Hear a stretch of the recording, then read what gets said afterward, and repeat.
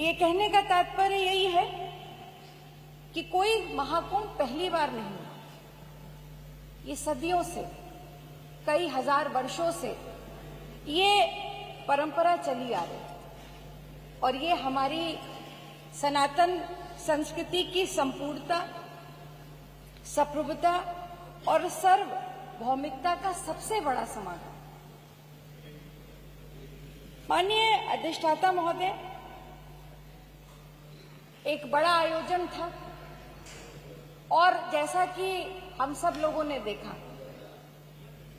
कि हर जगह प्रचार प्रसार के माध्यम से लोगों को आमंत्रित किया जा रहा था।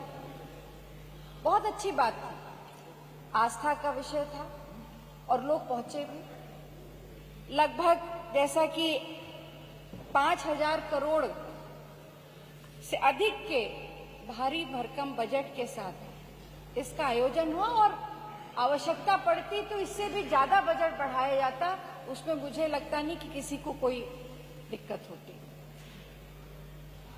सब कुछ जिस तरह से बनाया गया, उसका वातावरण बनाया गया, मैं ये भी कहूंगी कि इंफ्रास्ट्रक्चर में बहुत काम किया गया। बहुत सी ऐसे हाईवे बने, सड़कें बनी। मैं तो उसी प्रयागराज से आती हूँ, वहाँ की सड़कों पर, वहाँ के रोड्स के, वहाँ के और व्यवस्थाएं जो थी इंफ्रास्ट्रक्चर की, उस पर काफी सरकार ने पैसा भी खर्च किया। एक सकारात्मक सोच थी, पर त्रुटि कहां पे हो? यदि सरकार के पास ये आंकड़े थे और लगातार जिस तरह का प्रचार हो रहा था कि आओ कुंभ चले, हर गांव का व्यक्ति जो इस सनातन परंपरा से जुड़ा था, जिसकी आस्था थी, वो चल पड़ा। और केवल उत्तर प्रदेश में नहीं, इस देश के कोने कोने से लोग वहां पे पहुंचे। और देश के ही नहीं, बहुत सारे लोग जो विदेशों से आए, वो भी अपनी श्रद्धा को पूरा करने के लिए संगम तक पहुंचे। जब वहां पर 40 करोड़ की जो शुरुआत में आंकड़े जारी हुए कि लगभग 40 करोड़ की श्रद्धालुओं की आने की गुंजाइश है, ऐसा सरकार के कई सारे पोर्टल पे, कई अखबारों में, कई बयानों में ये लगातार आता है।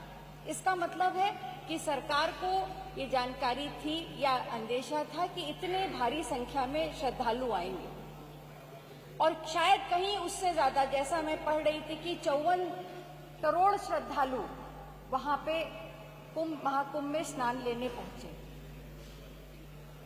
इस पृथ्वी की आबादी का 5% व्यक्ति, अगर इस आंकड़ों को सही माना जाए तो पृथ्वी की आबादी का 5% की आबादी कुंभ में स्नान कर चुकी है। बहुत बड़ा आंकड़ा है और हम सबके लिए बहुत गर्व की बात है। पर कमी कहां रह गई?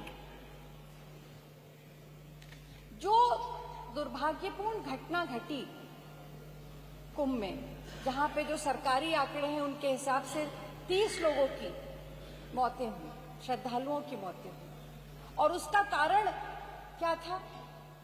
जो कारण बताया गया, हम लोगों ने टीवी और अखबार के सरकारी जो अधिकारी थे उनके बयानों से सुना कि संगम नोस पर, जहां पर संगम है, त्रिवेणी है, वहां पे लोग सो रहे। प्रश्न ये उठता है कि वहां पर कई स्नान मैंने भी देखे हैं। विधायक जी 5 मिनट हो गए, मैं ज्यादा नहीं बोल करके अपनी बात को समाप्त करूंगी। मैं ये जानना चाहती हूँ कि वहां पे लोगों को पहुंचकर सोने की अनुमति कैसे दी गई, और अगर वहां लोग पहुंच भी गए थे तो उनको वहां से हटाया क्यों नहीं किया?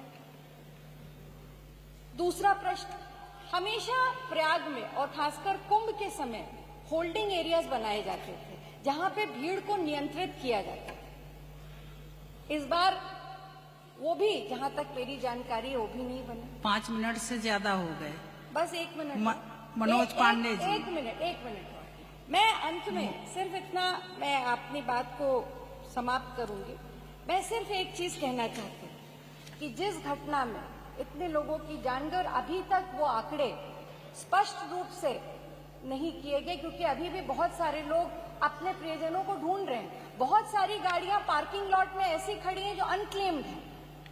वो लोग कहाँ गए? इसका सीधा सा मुझे माननीय मुख्यमंत्री जी विधायक जी कि उनकी पूरी मंशा यही थी कि ये कुंभ बहुत अच्छे से हो, श्रद्धालु वहां पहुंचे, पर अनुभवहीनता थी वहां पर। जो प्राइवेट ऑर्गेनाइजेशन मनोज पांडे जैसी जी, कंपनी को मनोज पांडे जी, अगर आपने इतने बड़े प्रबंधन का 6 मौका मिनट दिया, तो मैं मानती हूं कि ये सबसे बड़ी कमी थी। अगर आप अपने अनुभवशाली अधिकारियों को वहां पे प्रबंधन के लिए भेजते तो शायद इस तरह की अव्यवस्था और दुर्घटना से बचा जा सकता। माननीय सभापति जी, मैं सिर्फ इतना कह के अपनी बात को समाप्त करूंगी अधिष्ठाता महोदय, कि ये जो वहां पे अव्यवस्था हुई, हम सबको इसका दुख है, इसका संवेदना है। सबसे पहले तो इस सदन में उसके ऊपर संवेदना व्यक्त की जानी चाहिए।